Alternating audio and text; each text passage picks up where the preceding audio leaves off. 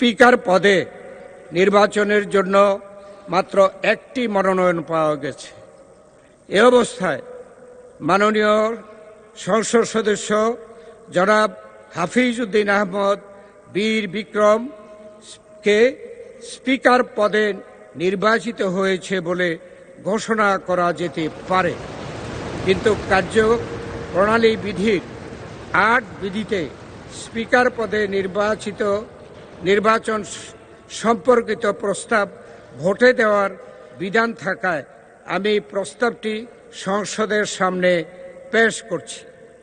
সংসদের সামনে প্রশ্ন হচ্ছে, নির্বাচনী এলাকা ১১৭ ভোলা ৩ থেকে নির্বাচিত মাননীয় সংসদ সদস্য জনাব হাফিজ উদ্দিন আহমদ বীর বিক্রমকে বাংলাদেশ জাতীয় সংসদের স্পিকার পদে নির্বাচিত করা হোক। যারা এই প্রস্তাবের পক্ষে আছেন তারা হা বলুন। যারা এই প্রস্তাবের বিপক্ষে আছেন তারা না বলুন।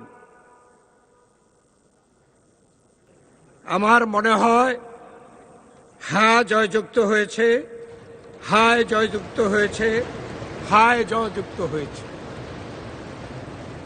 অতএব মাননীয় সংসদ সদস্য জনাব হাফিজ উদ্দিন আহমদ বীর বিক্রম সর্বসম্মতিক্রমে ও বিনা প্রতিদ্বন্দ্বিতায় বাংলাদেশ জাতীয় সংসদের স্পিকার নির্বাচিত হলেন।